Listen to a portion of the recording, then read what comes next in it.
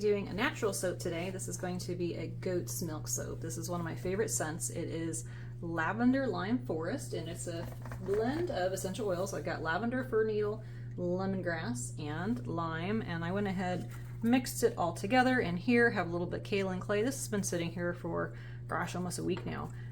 So I'll blitz that up a little bit with my little mixer and then add that in. I'm going to be fragrancing about 3/4 of the batch, and then I will be pouring off some to put in these two little bowls for some just little drop swirl hanger swirls. I've got French green clay and then some purple Brazilian clay. I need to add a little bit more water to that one. That one's kind of, you can see the different textures. So this is one teaspoon, and this one's just different textures of different clays and how they act. This one would be really good for a mask, actually.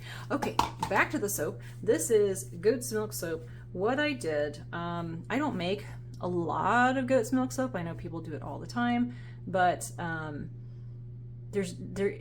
doing goat's milk or any type of milk with your lye solution is very, very tricky. And like I've done sheep's milk, and it's just the fat content and the scorching, and you can have issues with it. So we went ahead, we had milked out one of our goats. Typically I've done goat milk powder, which is exactly the same as goat's milk. Super easy, just add it with a little bit of water and then add it to your oils instead of your lye solution.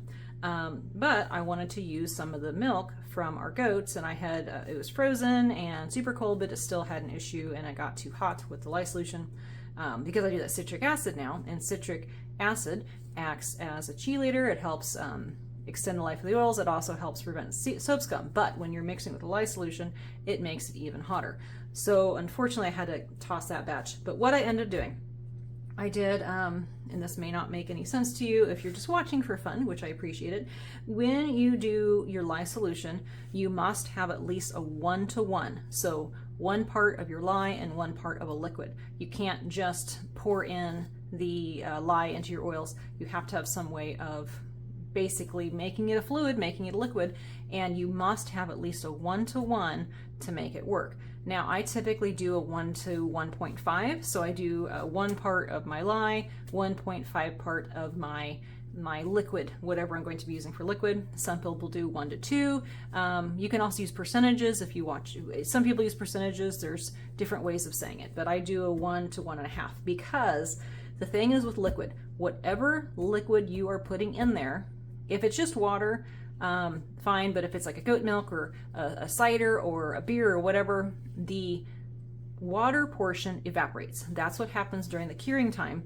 So that's why when we cure, I mean, there's different things that happen during the curing time, different things that structure, but when you're curing it for 2, 4, 6, 8 weeks, not only is it becoming a harder bar, but you're also evaporating off that liquid, because again, you have to have that liquid to put in here. So that's why curing is so important. Do not buy fresh soap. I know there are some places that they will sell their soaps within a couple days, and yeah, it's gonna be a bar of soap and it'll work, but it's gonna dissolve because none of that moisture has evaporated off of it, and it's gonna fall apart and dissolve.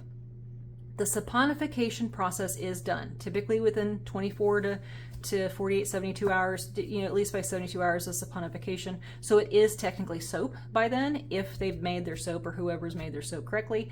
However, you gotta wait for the that water content, liquid content to evaporate out. Now, like with goat's milk, the goodness of the goat's milk is still there. It's just that water portion that is being evaporated off, like I said. So there's your little lesson right there. Backtrack really quick. There is kind of talking about cure time.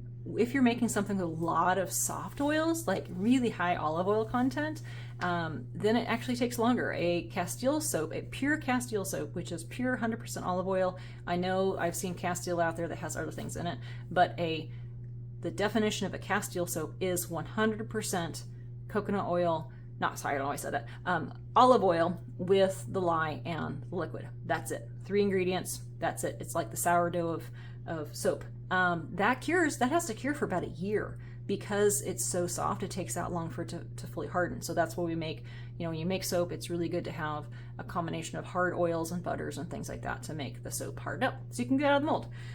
Anyway, let's go ahead and make this soap. So I have a 1-to-1 lye solution here. I have my other percentage or ratio of my goat's milk in here. So I did some of that powdered goat's milk, and then I added some of our fresh goat's milk that I had in the freezer, went ahead and added it in here, and this is my usual recipe. So let's go ahead and mix it up.